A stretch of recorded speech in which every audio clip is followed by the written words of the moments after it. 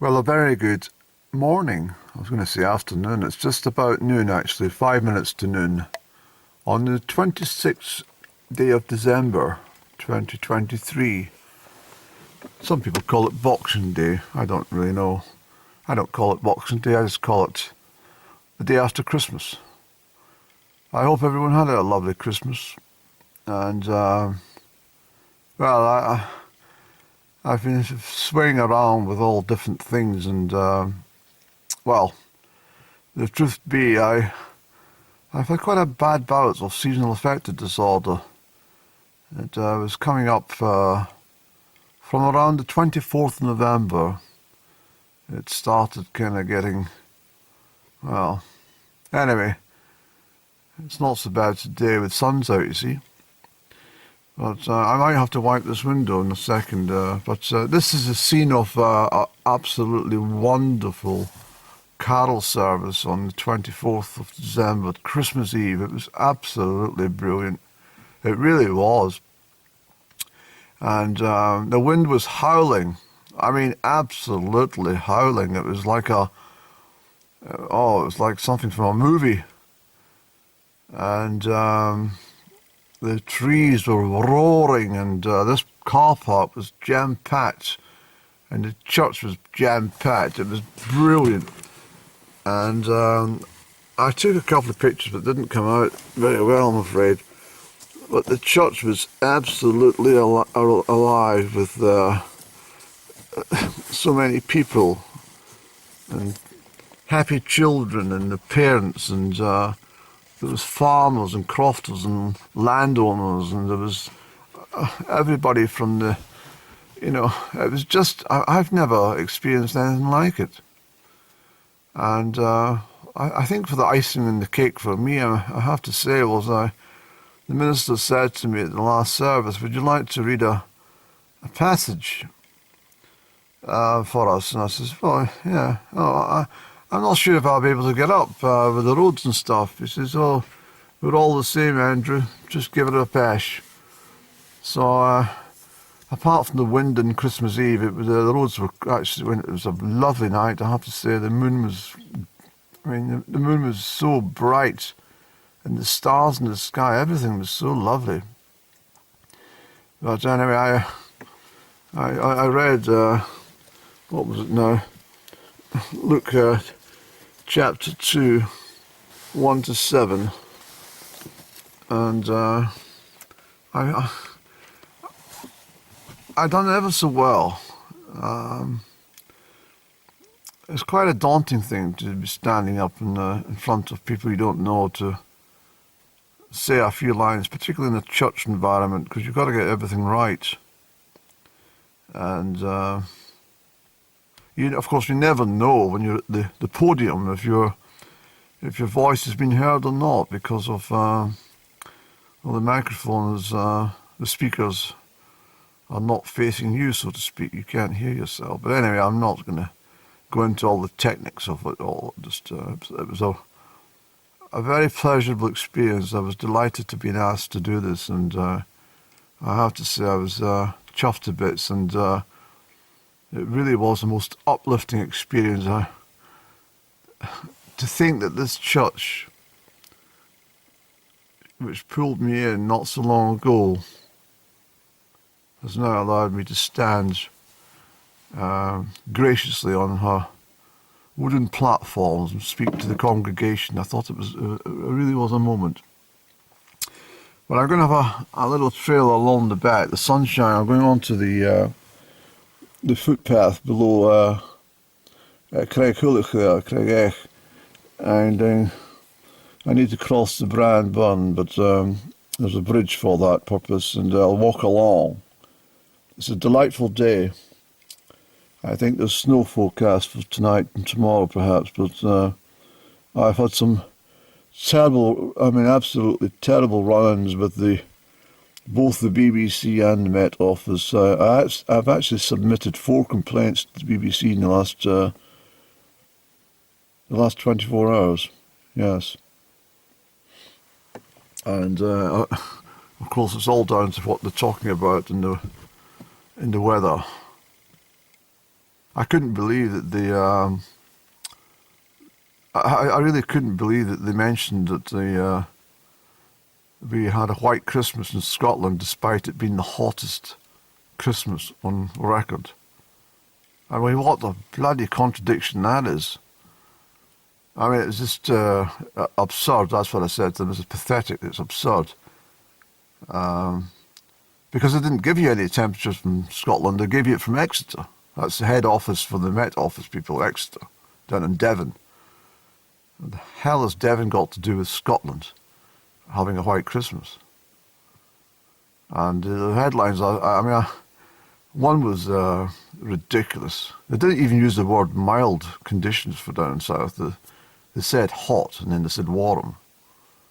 But I can't wait for the replies. I asked them to, explain themselves in a bit more detail as to why they wanted to, from an editorial point of view, they wanted to claim that it was the hottest temperatures on record at Christmas, when in fact, if you looked at this a couple of lines down, what they actually said was it was the warmest since 2016.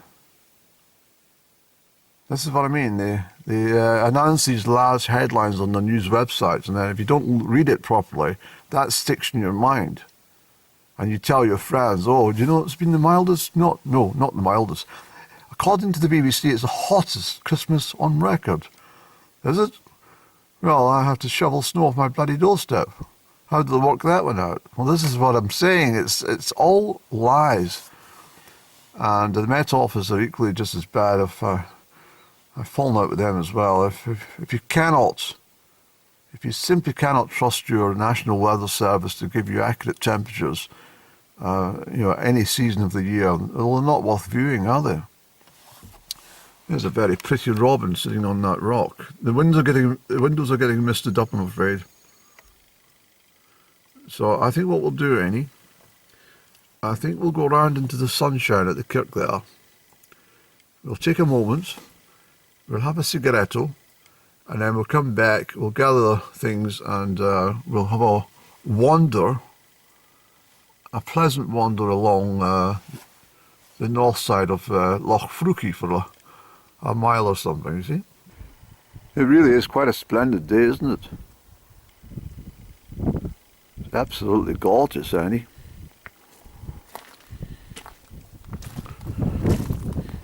I didn't want to go up high today. I just wanted to enjoy my leisurely breakfast, and then thought, well, do a few chores and then we'll head up here to Amulree. So where the sheep are over across there, I'm going round that way. That seems to be disturbing everything in sight. All the jackdaws have taken off there as well. It's quite a keen wind though. You can feel it's quite chilly. So there's a fine view of the Bran.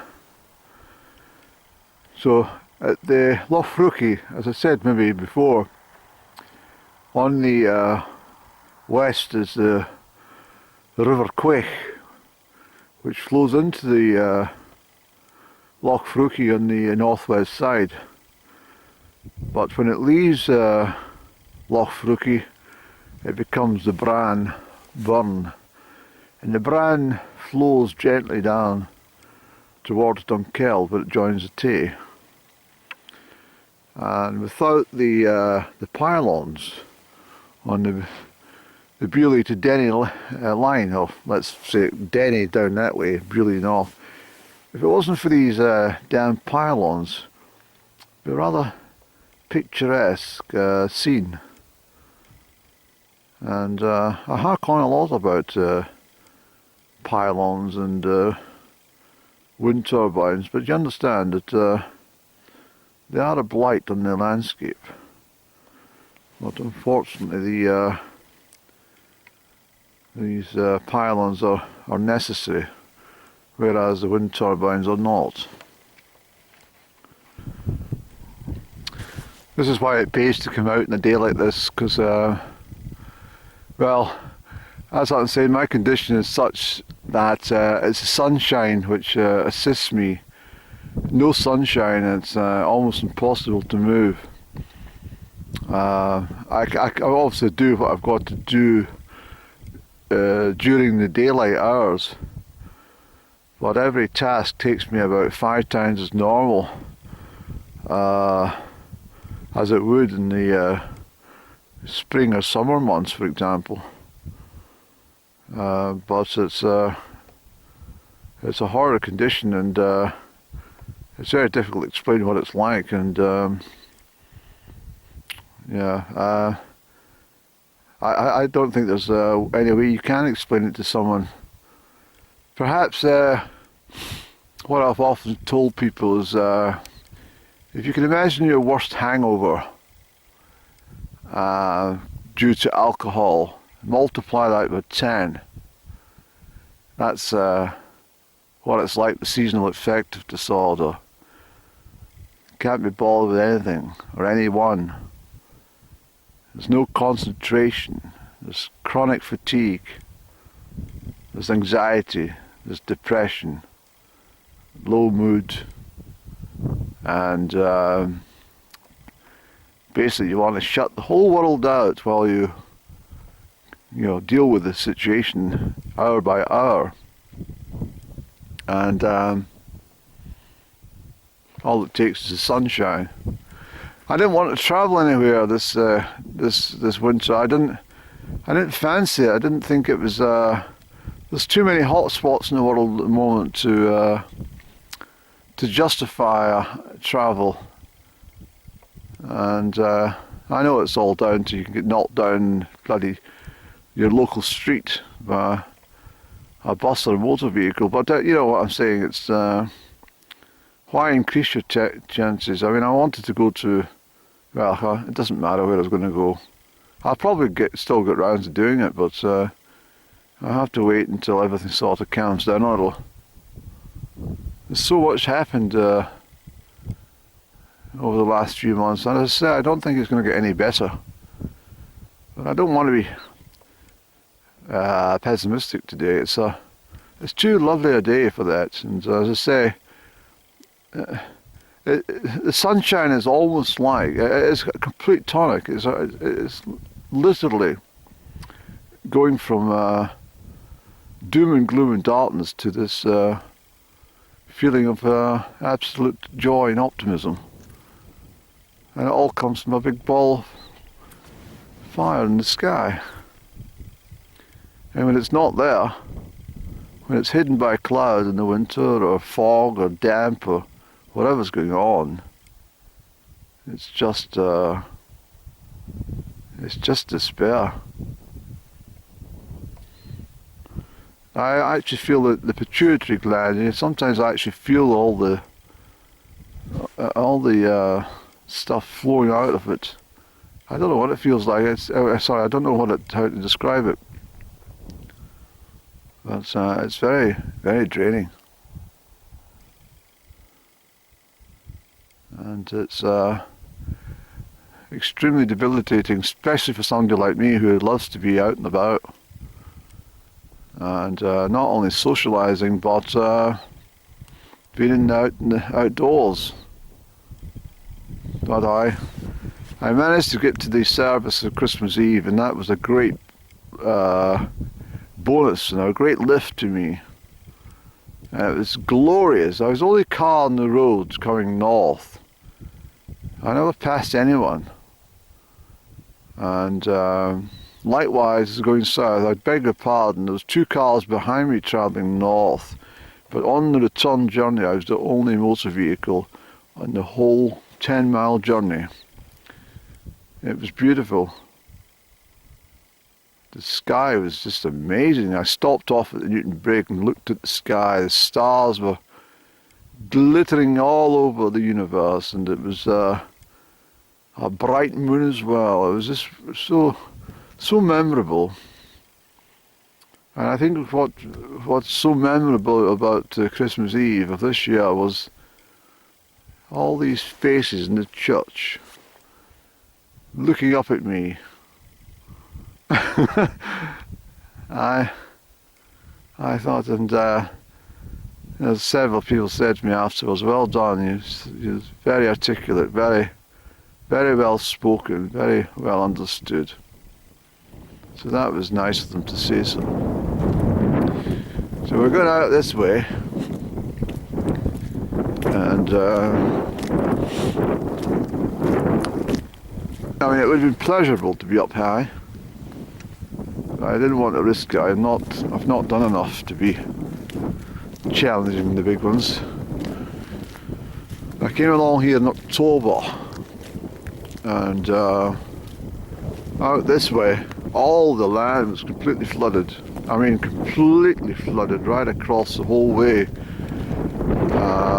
because of the incessant rains that we had during the first week of October. Alright, so we're kind of about half a mile from Loch Freuchie, and I'm just looking at the old shearings, you know, the old houses that were occupied at one point in the history of this place. And oh, it must have been a hard life for them. Terribly hard life.